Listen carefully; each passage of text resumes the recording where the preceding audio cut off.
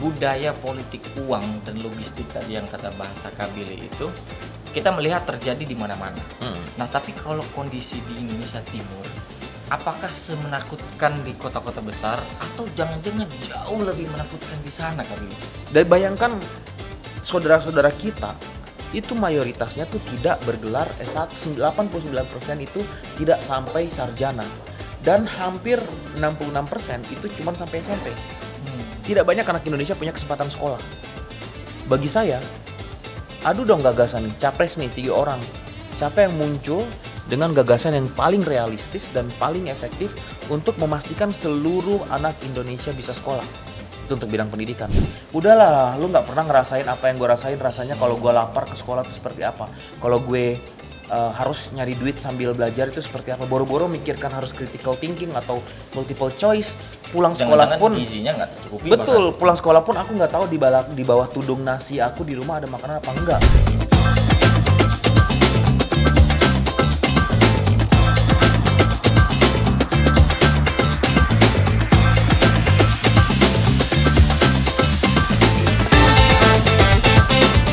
Assalamualaikum warahmatullahi wabarakatuh. Selamat datang di obrolan Sultan di channel YouTube inlah.com. Kali ini kita kedatangan tamu yang luar biasa, staf sus milenial Presiden Republik Indonesia, Kak Billy Mambrasar. Kita kasih tepuk tangan dong buat Kak Billy. Staf khusus bidang inovasi pendidikan daerah terluar. Staf khusus Bidang inovasi pendidikan dan daerah terluar. Jadi spesifik tugasnya. Iya, jadi di SK-nya tuh nggak ada staf sus milenial Oh, nggak ada. Iya. Tapi kan kemudian yang beredar banyak staf sus milenial. Iya, itu media. Sehat Kak Billy? Puji Tuhan, alhamdulillah sehat. Sehat Iya. ya. Ini kesibukannya luar biasa sekali Kak Billy. Iya, tapi kalau datang ke podcast ini udah lama ingin ke sini. Iya. Terima kasih banyak sudah hadir ke obrolan Sultan ini Kak Billy. Kita akan ngebahas terkait dengan sesuatu hal yang sedang hangat Kak Billy. Terkait dengan politik. Kita tahu tahun depan 2024 akan ada kontestasi politik dan beredar di media ada 2 nama dari staf khusus yang muda atau milenial yang akan mencalonkan diri. Satu Amiruddin Ma'ruf, Bang Amin dan juga Kak Billy. Kabarnya begitu. Kabarnya dari KPU kayaknya. Itu gimana kelanjutannya? Apakah Kak Billy jadi mencalonkan diri untuk 2024 atau bagaimana? Awalnya itu saya memang pengen sekali itu terlibat dalam politik, maju ke parlemen legislatif karena punya idealisme yang tinggi, ingin terlibat dalam membentuk kebijakan publik Indonesia. Karena memang itu satu-satunya cara kan kalau kita mempengaruhi kebijakan ya harus masuk ke dalam dan lewat parlemen. Idealisme yang muncul secara seperti pemahaman itu pasti lewat sana gitu ya. Tapi yang namanya idealisme kan selalu bertabakan dengan realitas. Pas realitas saya lihat isi dompet sih, aduh kayaknya tidak cukup tabungan buat tidak cukup tabungan buat maju, kayak mahal sekali. Jadi sadar diri.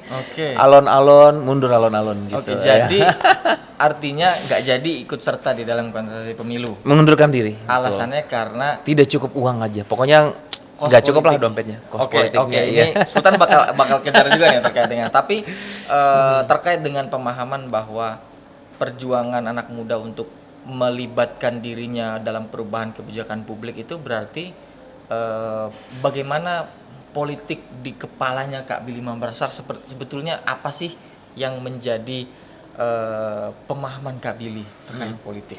Kalau melihat latar belakang saya sendiri, saya kan bukan politisi dan bukan juga aktivis, tetapi Indonesianis lah. Saya ingin ikut membangun Indonesia dan melalui inovasi-inovasi sosial. Dan keterlibatan saya di pemerintahan ini adalah pertama kalinya ketika Presiden menunjuk langsung. Saya menjadi staf khusus Presiden dan ikut terlibat selama 4 tahun ini penuh mendampingin Presiden. Artinya keterlibatan menjadi pejabat publik dalam politik baru di sini dan baru belajar politik selama 4 tahun ini secara intensif. Karena sebelumnya saya ikut berkontribusi sama Indonesia tapi melalui inovasi-inovasi sosial di jalur lain di luar politik dan pemerintahan. Dan saya ingin terus terlibat membuat perubahan untuk Indonesia sebenarnya. Tapi juga saya belajar tentang realitas politik di balik layar, bahwa tentunya secara biaya kos politik itu untuk menjadi bagian daripada daripada pemerintahan itu tidak murah, tentunya sangat mahal. Dan ada beberapa orang yang punya privilege yang mungkin mereka adalah generasi kedua, generasi ketiga dari anak politisi atau anak pejabat publik sebelumnya, dan mereka memiliki cukup modal yang diturunkan oleh orang tua. Bukan hanya modal tetapi juga jaringan. Kalau kayak saya yang memang dari underprivilege yang yang saya adalah orang yang pertama kali sekolah sampai sarjana di keluarga saya. Orang tua saya juga ya biasa-biasa saja, bukan siapa-siapa. Memang agak berat kalau tidak punya tabungan yang berat, karena kalau kita turun-turun ke konstituen, kita menampung aspirasi, itu semuanya pasti butuh ya, bahasanya kan logistik ya. Oke. Tapi Iya. bukankah menjadi staf khusus yang berada dekat dengan Pak Jokowi adalah privilege tertentu juga? I wish ya, karena ujung-ujungnya kalau cuman title aja itu tidak cukup. Tetap aja ujung-ujungnya kita mau turun, kita mau bertemu dengan konstituen, kita mau menjanjikan sesuatu ya kita harus keluarkan itu semuanya. Saya rasa semua yang nonton podcast hari ini juga tahu itu yang terjadi. Dan memang sesi podcast yang Sultan undang memang beberapa caleg-caleg muda yang berjuang juga. Betul. Dan seperti pemahamannya sama soal kos politik. Tapi apakah kemudian pemahaman Kak Billy tentang kos politik yang mahal itu sudah diketahui sejak lama, atau sejak 4 tahun terakhir mengikuti realitas politik ini baru kemudian wah ini luar biasa mahal sekali? Tambah terbuka lagi setelah setelah 4 tahun saya sudah berkeliling ke 30 provinsi, ratusan kota dan kabupaten, dan saya lihat kebutuhan masyarakat itu sangat nyata. Pekerjaan, banyak yang butuh pendidikan dan akses pendidikan sulit sekali, banyak yang butuh untuk mengakses rumah sakit dan dokter susahnya minta ampun. Itu saya laporkan secara berkala ke presiden. Saya sampai pernah itu jalan darat dari Sulawesi Selatan sampai ujungnya Sulawesi Tengah, melewati Sulawesi Barat, dan itu melewati daerah-daerah yang sulit. Dan saya lihat bahwa memang secara relevan kebutuhan masyarakat saat ini untuk didengarkan, bukan hanya kita turun dan kita memberikan janji, tetapi pada saat kita turun dan bertemu dengan mereka pun kita sudah harus memberikan, bukan money politics, bukan. Masa orang lagi lapar kita datang lalu kita janjikan sesuatu, kan enggak. Tentunya kita datang kita pasti harus bawa makanan, kita datang kita harus pasti berikan sesuatu. Itu biayanya mahal. Apalagi Indonesia ini 17.000 pulau yang jarak satu tempat ke tempat yang lainnya tuh secara logistik mahal sekali. Apalagi saya mainnya Indonesia Timur terus. Ya kan, Papua, Maluku, NTT, Sulawesi, wah berat. Artinya bukan berarti hanya jual beli suara dalam tanda kutip, tetapi ada transport tertentu atau apa bahasanya ya, memang operasionalisasi tertentu. Operasionalisasi tertentu untuk berbincang-bincang, untuk mendengar masyarakat pun itu sudah membutuhkan biaya. Tapi gitu. apakah kemudian dengan gagasan tidak cukup untuk mendapatkan posisi-posisi strategis tertentu, Kak Billy? Sejatinya secara politik yang demokratis dan idealis dan meritokratis, maka yang kita pilih adalah mereka yang memiliki satu gagasan dan yang kedua kemampuan untuk mengoperasionalisasikan gagasan tersebut menjadi program nyata, dan yang ketiga adalah mereka yang dekat dan bisa berdiskusi dengan masyarakat. 3 itu menurut saya sudah harus cukup untuk memampukan seseorang menjadi seseorang yang dipilih dan membuat perubahan. Tetapi kenyataannya di Indonesia saya pikir belum seideal itu. Dan saya berharap belum seideal itu dan saya pikir ini pertanyaan kenapa ini juga harus ditanyakan kepada semua. Kenapa ini bukan hanya kepada masyarakat sebagai voters, tetapi juga kepada elit politik. Kenapa ini terus dibiarkan? Kenapa tidak? Kenapa membudaya? Ya harus kita pecahkan, kita kritisi, tidak boleh. Ini kemudian menjadi sesuatu yang dinormalisasi dan diterima sebagai sebuah kenormalan. Kenyataannya di negara-negara yang demokrasinya maju dan settle, seseorang yang punya gagasan, seorang yang punya kemampuan melakukan aksi sudah cukup untuk berada di posisi tanpa perlu modal. Dalam bahasa ininya logistik. Saya baca tuh ceritanya Barack Obama. Memang dia secara pribadi ketika dia maju disokong kemudian oleh para pemodal ya. Tetapi seorang Barack Obama sebagai Barack Obama pun dia memulai karirnya sebagai community organizer, artinya dia memang pekerja sosial. Ada track recordnya. Iya, pekerja sosial nggak punya modal, dia bukan anak siapa-siapa. Ya kan, dia juga bapak mamanya cerai, dia bukan anak privilege, dia nggak punya tabungan, tapi dia bisa maju ke sana karena dia punya gagasan, dia punya kemampuan, dan itu dilihat oleh masyarakat di sana. Nah, baru memampukan sponsor baru masuk, bukan tabungan pribadi. Ini di sini tabungan pribadinya ada, kemampuan nggak ada, maju kan logistik udah ada, gitu kan. Ini bukan saya sakit hati karena saya nggak jadi maju loh. Tapi bahwa melihat lapangan yang sedang kita hadapi akhir ini untuk pemilu 2024 memang tidak setara, itu nyata Kak Billy rasakan. Menurut saya nyata. Tapi sekali. Ini kan menjadi agak mengagetkan juga gitu ya. Kita memahami bahwa staf sus milenial ini kan punya banyak sekali kemampuan atau ya katakanlah privilege tertentu yang tidak dimiliki anak-anak muda lain. Artinya kalau staf sus milenial presiden aja bilang bahwa seperti ini pemahaman politiknya, apalagi mereka di luar sana yang tidak punya jabatan staf sus, mereka juga tidak punya privilege bapak ibunya bukan siapa-siapa. Berarti susah juga bermimpi untuk bisa mengambil posisi strategis pemangku kebijakan, Kak Billy. Ya, selama saya bekerja selama 4 tahun ini membantu Presiden, saya sudah menelurkan 28 rekomendasi kebijakan dengan berkeliling ke 30 provinsi. Artinya Presiden juga membawa saya ke lebih dari satu provinsi perjalanan dinas. Jadi kehadiran saya membantu Presiden itu cukup dirasakan oleh Presiden sebagai sebuah manfaat gitu, karena sebagai Presiden yang merekrut. Dan dalam perjalanan saya bekerja ini betul-betul saya fokus selama 4 tahun ini bekerja untuk Indonesia. Sampai suatu ketika orang tua saya ini udah tua kan, dan mereka mau pergi ibadah dari rumah ke tempat ibadah, itu kan butuh perjalanan dan mereka rasa-rasanya sudah tidak sanggup jalan kaki. Walaupun saya tinggal di kampung, dari rumah saya ini anak kampung ya, dari Papua. Jadi dari rumah ke tempat ibadah itu jalan kaki, dan orang tua saya sudah hampir 80 tahun. Mereka bilang, aduh bapak sudah tidak bisa jalan nih, tolong beliin kendaraan. Minta kendaraan yang bisa. Ini pertama kalinya saya membelikan sesuatu untuk orang tua. Saya ngelihat tabungan saya itu nggak cukup, uang tabungan saya untuk membelikan mobil atau apapun itu, sampai akhirnya saya bela-belain membeli mobil bekas taksi yang cuma 60 juta, yang itu juga bayar 3 kali, ya kan? Saya kirimlah mobil itu ke sana dengan harapan orang tua saya tinggal di kampung nggak tahu gitu kan. Tapi karena mereka udah pakai HP Android, mereka bilang gini, nah ini mobil bekas taksi ya, kok kamu beliin orang tua mobil bekas, katanya gitu kan. Terus mama saya itu bercanda, udah jadi pejabat gitu, cobalah belajar korupsi supaya kaya kita, kan dia bercanda gitu kan. Artinya yang orang bayangkan staf sus. Iya, orang bayangkan gitu. Tapi kalau emang dasarnya kita juga memang idealis, saya juga bekerja selama 4 tahun ini idealis dan memang betul-betul bekerja untuk Presiden. Bekerja untuk Indonesia, nggak mikirin bikin transaksi apa, dapat dari mana gitu kan, benar-benar nggak ada. Tapi ada berarti staf sus yang kayak seperti itu ada, Kak Billy? Nggak tahu ya. Tapi kalau ditanya kesempatannya ada. Oke.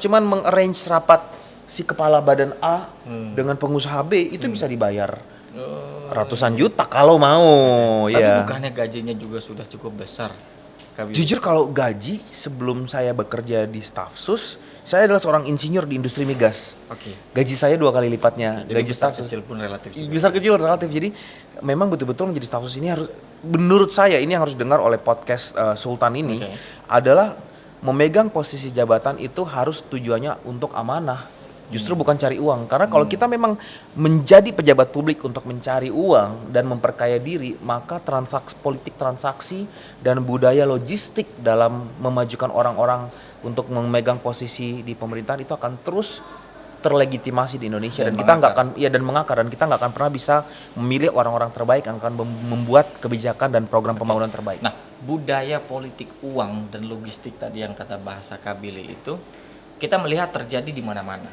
Nah, tapi kalau kondisi di Indonesia Timur, apakah semenakutkan di kota-kota besar atau jangan-jangan jauh lebih menakutkan di sana, Kak Billy? Jauh lebih menakutkan dari apa yang kita lihat. Kita lihat salah satu gubernur sedang disidang dan sudah disanction 10 tahun karena merugikan negara sebanyak sekian triliun ya. Dan kalau saya boleh memberikan pengertian nih buat yang nonton podcast hari ini, biaya politik di Papua itu dan di Indonesia Timur ya, di Papua khususnya, dengan sistem tribal. Tribal itu sistem big man. Big man itu artinya gini, seorang yang memegang posisi kepemimpinan adalah seseorang yang bertanggung jawab bukan hanya untuk memimpin dan memerintah, tetapi juga menghidupi masyarakatnya. Jadi jangan kaget kalau kamu kepilih jadi kepala desa saja, nggak usah bupati, nggak usah gubernur.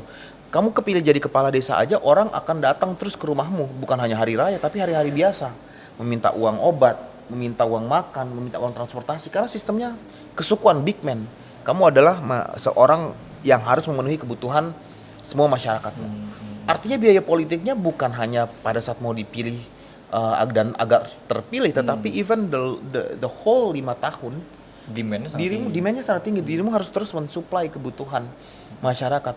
Dan saya tidak membenarkan juga apa yang dilakukan oleh kepala daerah seperti itu, tetapi saya mencoba memahami sebagai seorang anak Papua betapa mahalnya dan beratnya tanggung jawab yang harus dia pikul ketika dia terpilih sebagai kepala daerah. Jadi yang bikin saya memutuskan untuk mundur-mundur alon-alon itu juga bukan hanya tentang supaya saya maju berkampanye dan terpilih, tetapi saya memikirkan jangka panjangnya ketika saya 5 tahun, bagaimana saya bisa menfit artinya Kak Billy ini tidak mau berdamai dengan cara-cara yang seperti itu. Betul, menurut saya tidak mau berdamai dengan cara seperti itu, dan juga menurut saya saya pengen wait and see 2024 moving forward apakah Indonesia akan berubah. Sekarang udah baik sekali ya 10 tahun ke belakang, kita lihat banyak sekali perbaikan. Tentunya banyak yang harus kita perbaiki ya. Tetapi saya berharap lebih baik lagi 2024 moving Kira-kira forward. apa yang bisa mengikis budaya dan praktik-praktik demikian agar ya demokrasi kita bisa naik kelas lah, nggak kemudian bisa transaksional terus kayak gitu kan? Pertama harus mengedukasi masyarakat ya, mengedukasi masyarakat agar tidak berada dalam status quo di mana siapa yang menjanjikan lebih banyak secara uang itu yang kalian pilih, itu yang kita pilih. Jangan mulai lihat siapa yang punya gagasan dan siapa yang punya rekam jejak mewujudkan gagasan itu menjadi gagasan aja nggak cukup. Terkadang seseorang berhenti di tatanan gagasan, pada saat dia mengoperasionalisasikan gagasan itu tidak sampai, tidak jadi. Akhirnya obrol janjinya nggak Iya, personal obrol gitu ya. janji gitu kan. Saya akan memberikan Apa gratis? gratis. Saya akan memberikan gratis. akhirnya jadi kayak bualan juga jatuhnya kayak Lalu, lalu masyarakat tidak diedukasi untuk betul-betul mengkritisi benarkah seseorang ini mampu dan bisa mewujudkan, dia punya gagasan dan mampu mewujudkan gagasan. Karena nggak diedukasi untuk arah situ, mereka akhirnya gampang aja melihat siapa yang bisa ngasih saya lebih banyak. Tentunya bukan saya kalau turun saya mau ngasih apa. Oke, artinya memang kalau terkait dengan gagasan Kak Billy, sudah sejauh mana kemudian kita melihat lalu lintas gagasan itu diperbincangkan di dalam kontestasi politik 2024 ini? Untuk capres ya. Apapun itu, capres atau daerah di Indonesia Timur dan lain-lain sebagainya. Menurut saya, bahkan ini juga peran media bermain di sini. Kebetulan kita di salah satu kantor media hari ini. Saya pikir media harus memberikan lebih banyak lagi panggung dan highlight opportunity untuk meng-highlight gagasan instead of memainkan sandiwara teatrikal politik. Yang menurut saya masyarakat juga sudah kenyang nonton sinetron, sudah kenyang muak ya malah. Jangan menjadikan politik sebagai sebuah bentuk panggung telenovela yang lain lagi. Ya kan, mainkan ini tersiksa, ini teraniaya, ini disisihkan.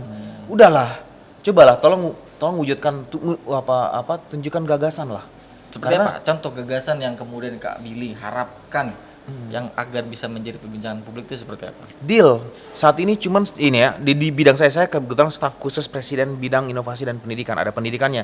Jadi saya betul-betul bekerja langsung dengan presiden untuk isu-isu ini. Saat ini anak muda Indonesia Gen Y dan Z ya, yang kita lihat akan counts menjadi hampir 70% demografis penduduk Indonesia itu hanya 11% yang punya kesempatan sekolah S1. Jadi kamu kumpulin anak-anak Indonesia dari Sabang sampai Merauke yang duduk ini, saya S2, Mas Sultan lagi S2 gitu kan. Kita adalah privilege of privilege. Karena kita privilege karena kita bisa S1, privilege of privilege karena kita S2, privilege of privilege karena kita dapat beasiswa untuk sekolah. Jadi bayangkan saudara-saudara kita itu mayoritasnya tuh tidak bergelar S1, 89% itu tidak sampai sarjana. Dan hampir 66% itu cuma sampai SMP.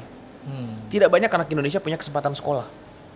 Bagi saya, adu dong gagasan nih, capres nih 3 orang.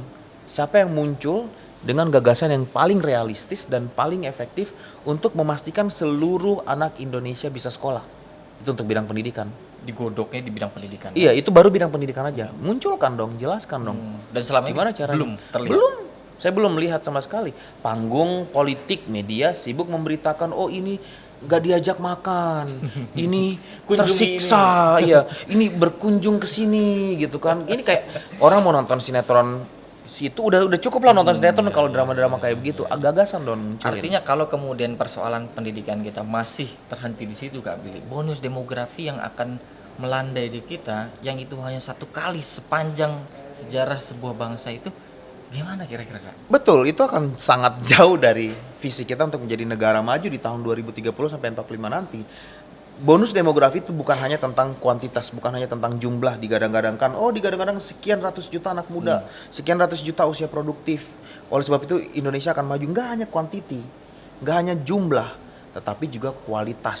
Sekian ratus juta itu akan menjadi kekuatan atau malah menjadi beban negara, ya kan? Bukan jadi bonus berarti? Bukan jadi bonus gitu, malah jadi beban negara. Negara sibuk mikirin ini anak muda yang banyak banget ini malah tawuran, malah pengangguran, malah kriminal, ya kan? Malah saling melukai satu sama lain lewat online, ya kan? Bahkan kemarin tuh tawuran di luar negeri loh, bro. Iya kan, di Taiwan. Ada 2 kelompok pencak silat anak muda Indonesia malah tawuran gitu. Jadi berita di seluruh negara Cina dan Taiwan. Sekelompok anak muda di Indonesia tawuran. Hebat banget tawurannya sampai ke luar negeri gitu kan ya. Udah nggak zaman lagi tawuran di Depok atau di Jakarta Selatan sini lagi. Iya, iya. Artinya memang ketika bonus demografi tidak bisa dimanfaatkan, nanti aging society-nya pun juga akan terlonta-lonta juga dong. Bahkan aging society menjadi liabilities juga negara. Kan kalau kita lihat kan aging society yang gini, orang-orang yang berada dalam usia senior itu kan menjadi, mereka udah nggak bisa bayar pajak, mereka Yes. hidup dengan uang pensiun dan mereka sudah tidak Tidak produktif produktif, lagi. oke. Maka si kelompok anak muda yang besar ini lah yang secara tidak langsung melakukan subsidi silang. Seharusnya. Ya, seharusnya. Oke. Mereka bayar pajak ke negara melalui kegiatan-kegiatan produksi, negara kemudian memberikan social safety net kepada orang-orang tua. Karena orang-orang tua ini juga sudah berkontribusi di usia muda mereka untuk negara. Inilah keindahan dinamika masing-masing demografis hidup dalam sebuah negara dan negara memfasilitasi keharmonisan itu. Nah, ini kalau ini sudah liabilities, yang ini pola liabilities, negaranya juga sibuk dari mana nih saya untuk mensubsidi kedua-duanya, dua-duanya liabilities. Ini karena udah usia tua nggak kerja, ini juga nggak punya pekerjaan dan penghasilan, ini dua-duanya dari jadi beban negara. Oke. Kan susah jadinya gitu. Oke, jadi kalau kemudian ditanyakan menurut perspektif dari Kak Billy Mambra, kemarin sempat rame kan, ada wawancara Maudy Ayunda yang mengomentari multiple choice di pendidikan dan lain-lain sebagainya. Oh, dan itu pro kontra sekali ya. Oh, Gimana pro pendapat kontra ya. Sultan? Oh, itu bisa panjang juga. Oh, bisa panjang juga Tapi kan di sini saya moderatornya. Saya mau tanya Oh, nih iya. Kak Billy nih ya. Nah itu kalau kemudian kita bisa paling tidak merapihkan benang-benang kusut di bidang pendidikan, tadi ada underprivilege lah, ketimpangan, akses pendidikan dan lain sebagainya. Dari mana kita bisa memperbaiki persoalan kebijakan di bidang pendidikan ini, Kak Billy? Pertanyaan bagus sekali. Kita butuh pemimpin bukan pertimbangan dia punya uang atau dia nggak punya uang. Tapi kita balik lagi. Filosofisnya kita memilih seseorang yang bisa membuat perubahan karena dia punya rekam jejak dan dia punya ide dan rekam jejak. Karena idenya nggak cukup, harus ada rekam jejak dia membuat perubahan. Apa itu rekam jejak? Rekam jejak adalah sebelum-sebelumnya dia telah memiliki pengalaman panjang membuat perubahan di masyarakat. Dan saya lihat di Indonesia, orang-orang yang berhasil membuat perubahan itu adalah ketika mereka memiliki experience dan koneksi dengan masyarakat. Contoh Pak Jokowi. Pak Jokowi kan anak hidup di pinggir kali, bukan dari privilege. Jadi ketika dia membuat, saya jadi saksi. Ini saya bukan buzzer. Saya saya nggak pernah ikut pemilu. Saya tiba-tiba dipilih jadi presiden Jokowi untuk membantu pun juga. Jadi saya belajar tentang seorang Jokowi itu adalah karena saya bekerja dengan dia. Sebelumnya saya nggak pernah jadi buzzer, apalah nggak. Saya apolitis gitu. Jadi saat saya bicara ini saya nggak lagi leaking atau lagi apa-apa ya, Lip tapi service atau dengan lip service atau apapun. Saya bekerja dekat dengan presiden 4 tahun ini. Dan setiap kebijakan yang beliau susun dalam menyasar masyarakat itu dibuat dari hati. Contoh ketika dia membuat program Keluarga Harapan untuk ibu-ibu. Ya, dia memberikan bantuan-bantuan modal UMKM dan bantuan makan segala macam. Yang dia bayangkan dalam hatinya adalah ketika dia harus berbagi makanan dengan saudara-saudaranya ketika mereka hidup di pinggir kali. Kenapa rasa itu muncul? Karena adanya empati. Jadi bahasa saya adalah empathetic leader. Oke. Seorang pemimpin yang punya empati. Seorang pemimpin yang punya empati biasanya mereka yang pernah merasakan dan mereka yang sudah membuat perubahan. Nah, yang Berarti menjadi kepemimpinan dengan empati. dengan gitu ya? empati, yang membuat pro kontra dari pernyataan Sis Maudy Ayunda. Dia teman kuliah saya sama-sama dia sempat ketemu di Inggris ya soalnya. Adalah ketika orang-orang kemudian mempertanyakan apakah dia betul-betul tahu apa yang kami rasakan ketika kami harus berangkat ke sekolah, memikirkan jam berapa makan, jam berapa harus belajar, jam berapa, mungkin lebih ke situ ya. Ini saya tidak mengkritisi jawaban Sis Maudy, cuman saya mencoba mempelajari dari pro kontra yang muncul di kolom komentar gitu kan. Sebagian besar itu berpikir, udahlah lu nggak pernah ngerasain apa yang gue rasain, rasanya kalau gue lapar ke sekolah itu seperti apa, kalau gue harus nyari duit sambil belajar itu seperti apa, boro-boro mikirkan harus critical thinking atau multiple choice. Pulang sekolah pun gizinya nggak tercukupi. betul, bahkan. pulang sekolah pun aku nggak tahu di bawah tudung nasi aku di rumah ada makanan apa enggak. Aku harus ke hutan dulu ngambil sayur, aku harus nyari kayu bakar dulu. Kayak gitu. Jadi mungkin bagi saya itu sih kuncinya ketika kemudian polarisasi di masyarakat yang punya those who do have and those who do not have, yang adalah mayoritas ini, ingin agar mereka direpresentasikan dengan baik dan dan diempatikan dengan baik kebutuhannya. Oke, artinya Begitu. kepemimpinan yang bekerjanya dengan hati serius dan nggak sekedar cuman janji-janji doang ya. Tapi Betul. apakah kemudian itu satu benang lah kita bisa rapihkan.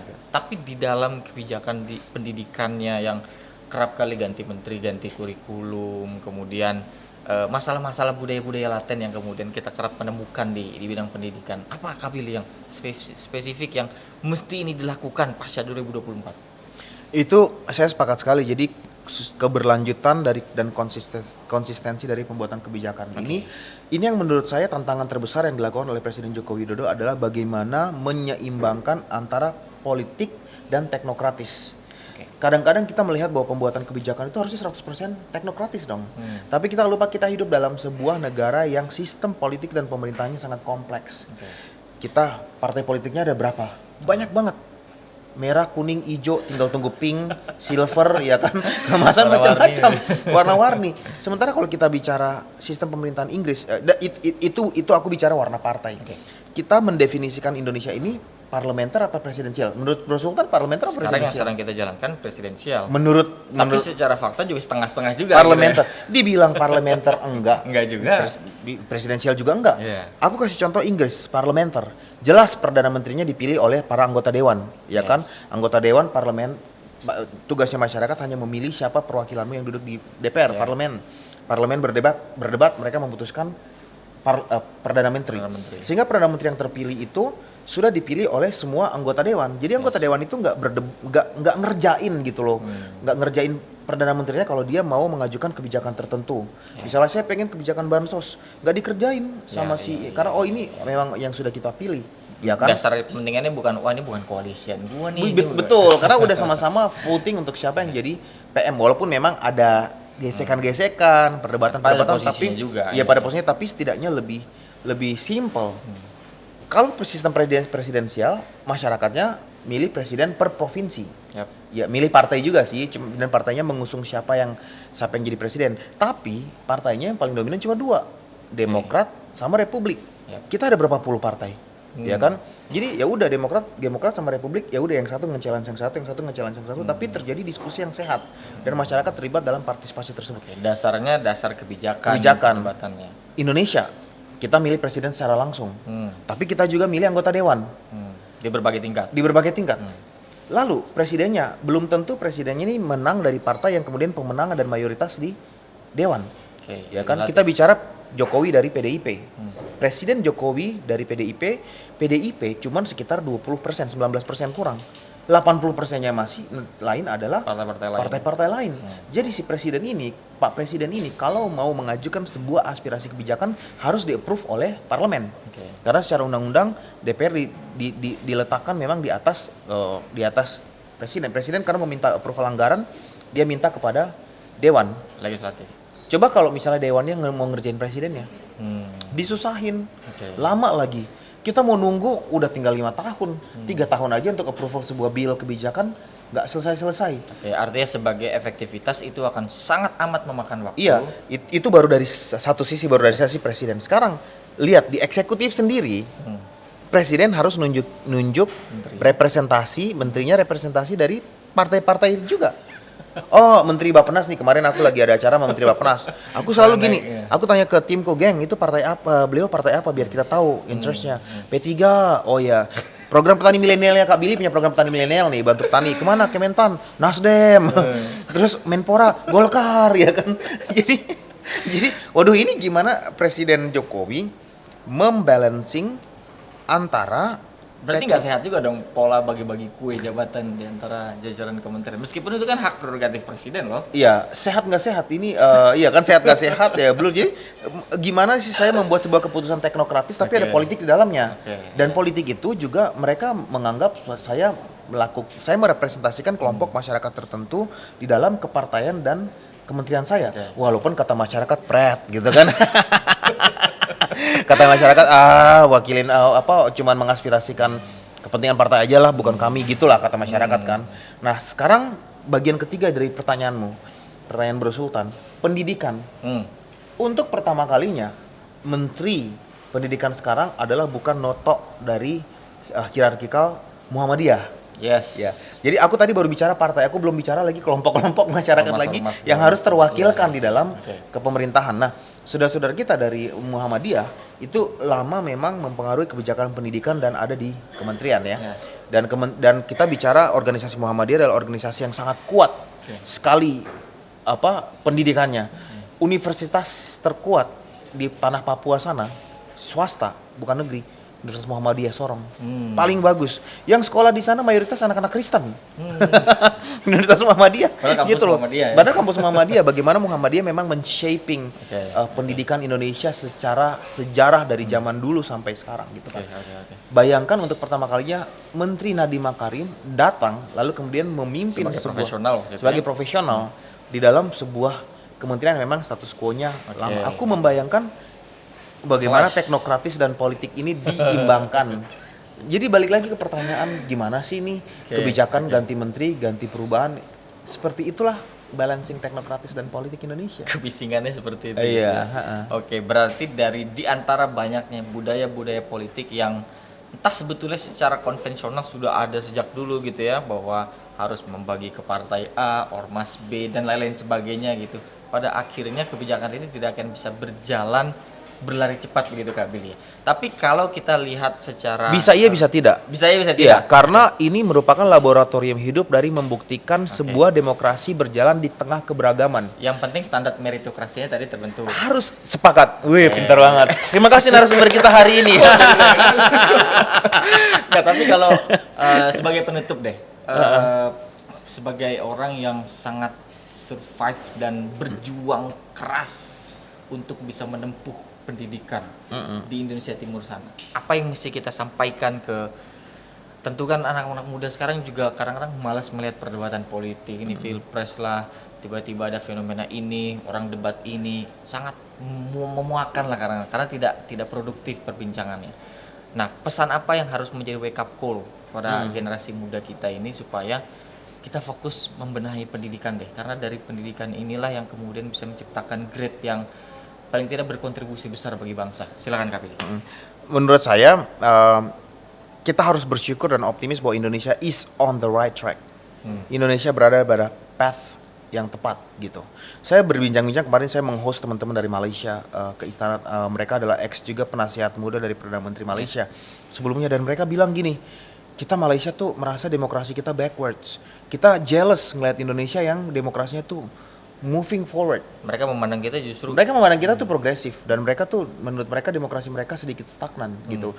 Aku tanya lagi, menurut kenapa seperti itu teman-teman? Aku nanya ke teman-teman Malaysia dan teman-teman dari non majority-nya Malaysia, ya kan di sana kalau kita bicara kan ada Melayu pribumi dan majority kan mungkin Muslim. Iya, berbasis etnis. Nah, teman-teman yang dari non majority tuh bilang kami itu seperti terrepresi gitu. Kami seperti tidak dengarkan semua itu adalah hak pribumi. Saya bilang sebagai seorang minoritas Indonesia, I do not feel the same in Indonesia. Sebagai anak Papua, minoritas yang jumlah penduduk kami cuma 2 juta dan double minority karena saya juga seorang Kristen. Saya tidak merasa bahwa saya left out oleh negara ini. Saya sekolah dapat beasiswa, ya kan? Kemudian presiden memilih saya untuk membantu beliau, dan saya turun menyuarakan suara minoritas dan pemerintahan kita mendengar. Jadi Indonesia ini peaceful. I feel that I live in a family. Banyak yang harus dibenahi. Saya pun nggak bilang 100% benar. Ada kasus Rempang itu nanti mungkin dirimu punya topik sendiri lagi episode. Ada kasus Banten suku Baduy yang kemudian diapain. Banyak kasus, tapi kasus-kasus itu merupakan sebuah noises yang membuat kita kemudian menjadi semakin settle lagi negara kita. Saya sebagai minoritas merasa bahwa we're getting better and better. Kita menjadi lebih baik karena negara ini nggak hanya mendengarkan suara orang Jawa dan Muslim aja, tetapi dia mendengarkan suara seluruh kelompok masyarakat. Jadi kita harus optimis dulu nih, kita hidup di negara yang tepat. Yang kedua, kita jangan ignoran, karena rasa optimis itu membuat bahwa saya Indonesia ini akan menjadi negara besar, kita akan menjadi negara maju. Saya ingin menjadi bagian daripada negara maju tersebut. Syaratnya adalah kita harus menjadi kekuatan SDM yang membuat negara ini shifting. Kita sekarang kelas menengah. Kita harus naik kelas di kelas menengah menjadi negara maju. Itu kuncinya adalah SDM. High income country. Dan kita anak-anak muda ini adalah komponen yang akan menjadi inovator dan motor penggerak apakah Indonesia naik, stagnan atau malah turun, itu di kita nih. generasi Y dan Z nih yang lahir tahun 80 90 2000 nantinya. So, menurut saya pendidikan itu kuncinya. Presiden menganggarkan hampir lebih dari 600 triliun untuk pendidikan dan memfight habis-habisan stunting dengan target presiden di tahun 2024 zero stunting agar SDM kita maju kualitasnya. Lalu memastikan anggaran pendidikan yang hampir 600 triliun itu termanifestasikan menjadi peningkatan aksesibilitas pendidikan, pembangunan sekolah yang berkualitas, pemberian beasiswa yang sekarang banyak dan beragam. Dan malah kitanya jangan malah mager. Kitanya presidennya udah heboh-heboh, pemerintahnya udah heboh, kitanya malah mager nonton. Udahlah aku main game aja sama judi online aja udah cukup lah. Semoga dengan judi online aku kayak jangan. Sekolah, ambil kesempatan yang ada menjadi bagian dari perubahan itu. Karena kita sudah pada track yang tepat. Lalu harapan saya yang terakhir adalah pemimpin yang nanti terpilih siapapun presidennya 2024, tolong pastikan untuk mengakomodir keterlibatan dari anak-anak muda Indonesia sebagai kekuatan bangsa ini, karena inilah kekuatan kita. Kekuatan mayoritas, kita. Anak muda mayoritas dan keberagaman kita jangan menjadi perpecahan. Keberagaman kita justru menjadi kekuatan. Ini aku sama Sultan aja tadi ketemu nggak nanya kamu rasnya apa, kamu etnik apa, kamu agama, enggak, kita ketemu sebagai anak Indonesia yang lagi mau ngomong tentang Indonesia, tapi di Malaysia dan beberapa negara lain ditanyain loh, kamu orang apa, Chinese ke Malay ke, kita nggak punya itu di sini, kita nggak ada, kita di sini merasa satu rumah. Jadi ini keberagaman kita menjadi kekuatan kita. Jangan sampai capres pemilihan presiden 2024 memecah belah kita, ini jangan sama sekali. Kita harus tetap kompak dan solid gitu untuk membangun Indonesia. Dan jangan sampai kita yang generasi muda mau dipolakan untuk terpecah belah seperti jangan itu. Mau. Terakhir Kak Billy, ini untuk mereka yang mungkin dulu kan Kak Billy berjuangnya luar biasa kan untuk menempuh pendidikan.